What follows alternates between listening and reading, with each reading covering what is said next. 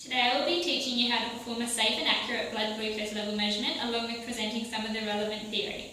The learning objectives for today are to discuss the indications for taking a blood glucose reading, be able to state normal and abnormal blood glucose ranges, describe hypoglycemia and hyperglycemia and the treatment options, indicate the preferred site for a blood sample collection and be able to perform a blood glucose measurement. What are the indications for measuring a patient's blood glucose level?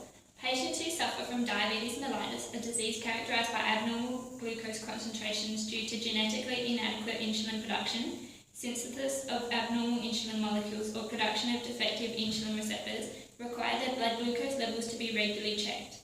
This is to determine what level of control interventions such as insulin, medication and diet are having on the stability of their glucose levels and whether or not they are experiencing hyper or hypoglycemia.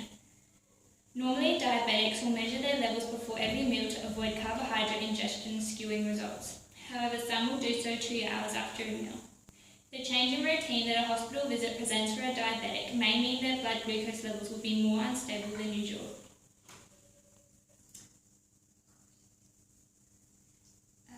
The change in routine that a hospital visit presents for a diabetic may mean their blood glucose levels will be more unstable than usual, and thus they will require a test every 4 hours to avoid dangerous highs or lows. However, it will ultimately depend on the doctor's recommendation.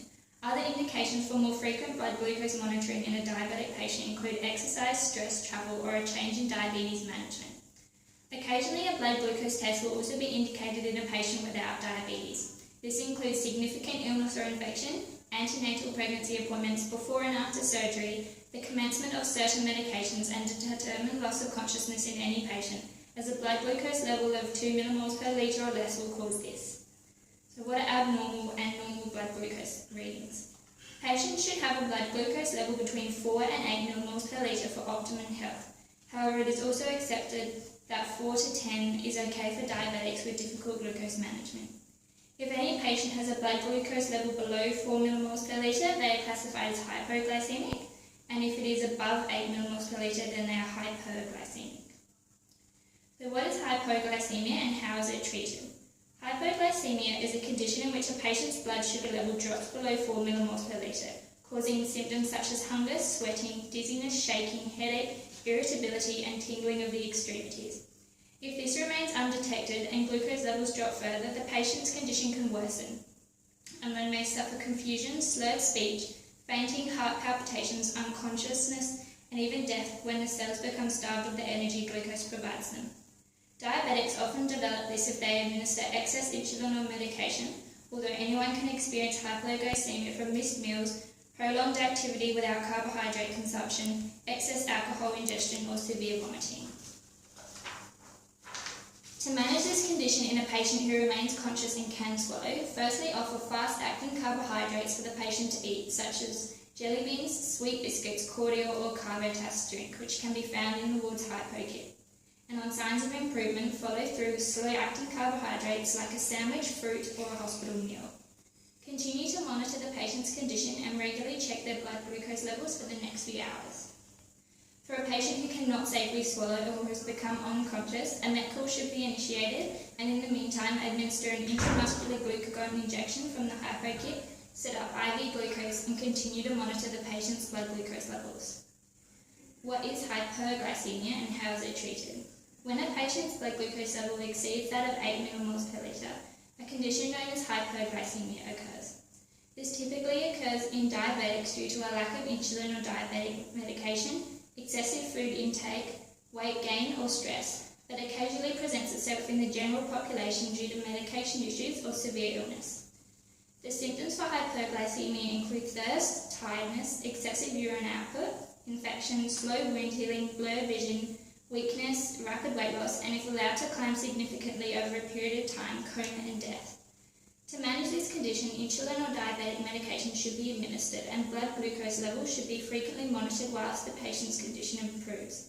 It is useful if a cause can be ascertained to enable treatment of infection or any required changes in medication management, diet, activity or patient education to be made. Now I'll be demonstrating how to perform a blood glucose measurement. So first of all, we perform hand hygiene because this is an important infection control measure to prevent cross-contamination.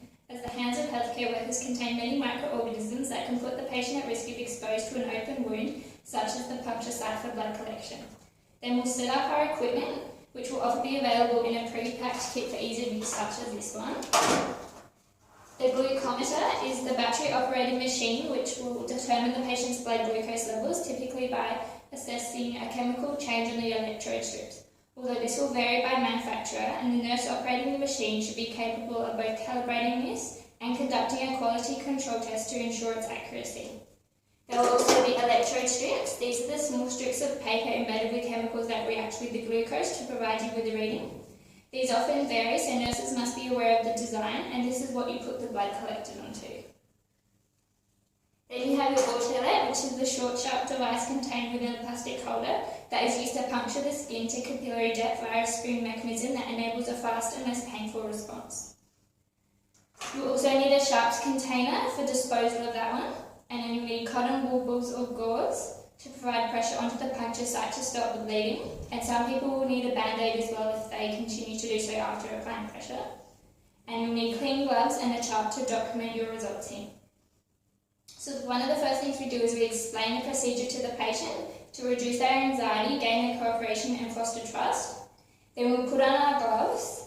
As this procedure, there will be blood present, and that provides the standard precautions. And then we'll ask our patient to clean their hands or assist them to do so. The best way to do this is with soap and warm water, as this not only removes the microorganisms and excess glucose on the skin from food, which could alter the result, but it also increases their peripheral circulation due to vasodilation and allows for easier blood sample collection.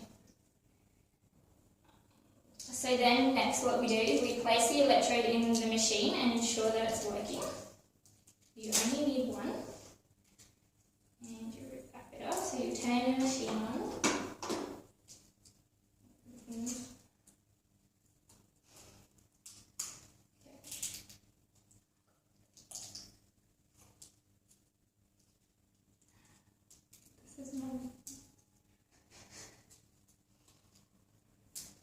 Okay, so you don't touch the end of it, as that can change it, the results, and then you put the black end into the machine and it should come up with a little sign asking to collect the blood, and then you know you've done it right. Two other things you should regularly do with the machine are calibrate it, and this is done every time you open a new box of the electrodes, and this ensures that it's working correctly and accurately with the glucometer. But this might also be done if you drop the machine or an unusual result appears one time. So to do this, you just have to turn on the machine and insert one of the new electrode strips. The coding number will pop up on the screen, and then you just need to match this with the coding number that's on the box of electrode strips, and if it's the same, then it's working fine and you can start measuring people's blood glucose levels once enter is pressed. And also every 24 hours you should do a quality control test, which is using the two solutions that you'll find in your electrode box. So to do the quality control test, one of these solutions has a low glucose content and the other has a high glucose content. And they're used to ensure that the glucometer is measuring accurate results. So one of these solutions is placed on the electrode strip, and you swap between these two each time you do this. And then you measure it as you would a blood sample. And the machine's working accurately if the reading for this solution falls within the manufacturer's guidelines for what each solution should register as. So once you know that your glucometer is working, you can consult with the patient to select which finger they want for the blood sample. So we typically use these three fingers, as they're not what you touch things with every day. And the side of the fingertip should be chosen, as this has less nerve endings and won't be as painful as the tip of the underside finger would be.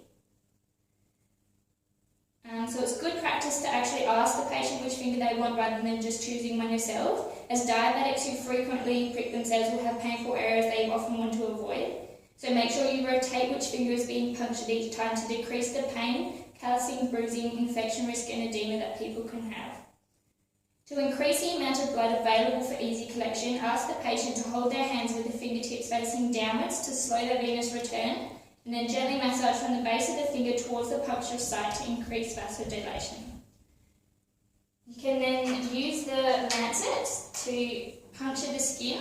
So you remove the cover from the autolet by twisting and pulling it, and then placing that perpendicular to the patient's finger and clicking the release button. So once you've obtained the blood sample and collected it onto the electrode, you do this by waiting a few seconds after you puncture it for the blood to pool at the puncture site, and then you can repeat the massage technique to obtain a larger drop of blood if you need, and then allow the blood to drop onto the electrode strip without touching the skin, as this can give inaccurate results. Continue allowing blood to fill the electrode strip until the machine indicates it's collected enough blood.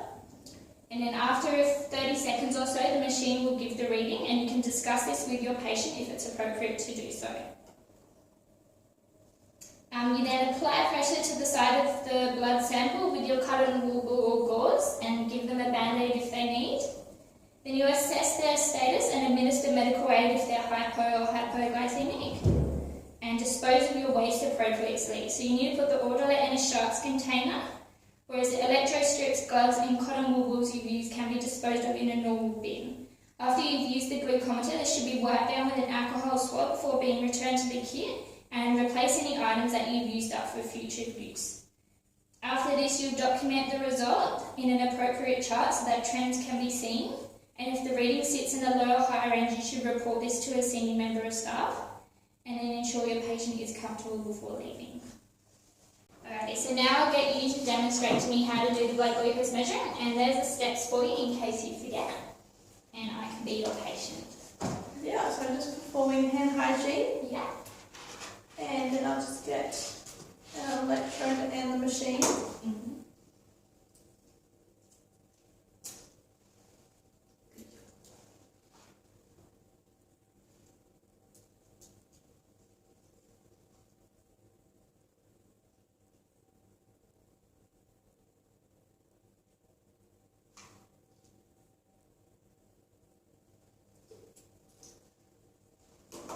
And then just get this and take it off.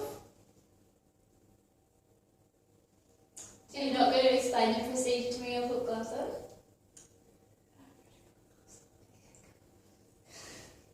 So then I'm just going to take this off, and which finger would you like? I'll go with that one.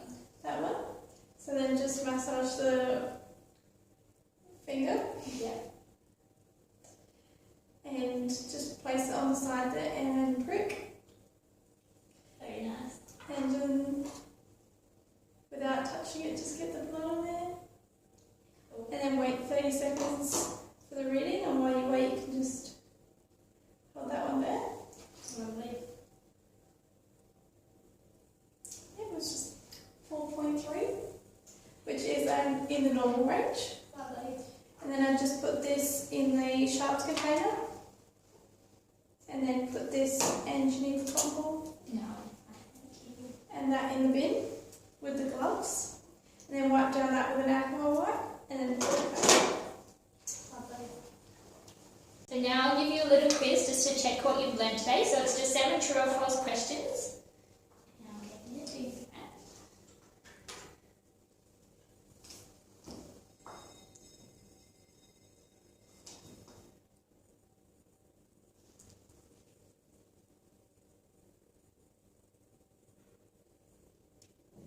Is the hot? Yes. Oh my god, I can And you can use the information that I presented with you today to help you.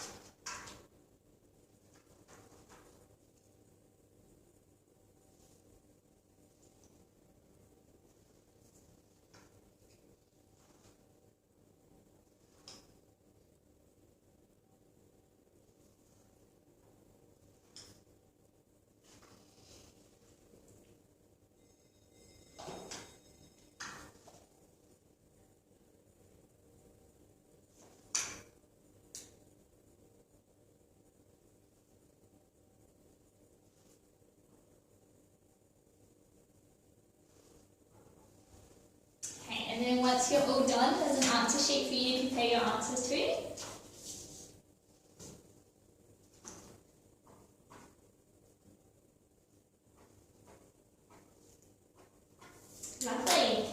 Thank you for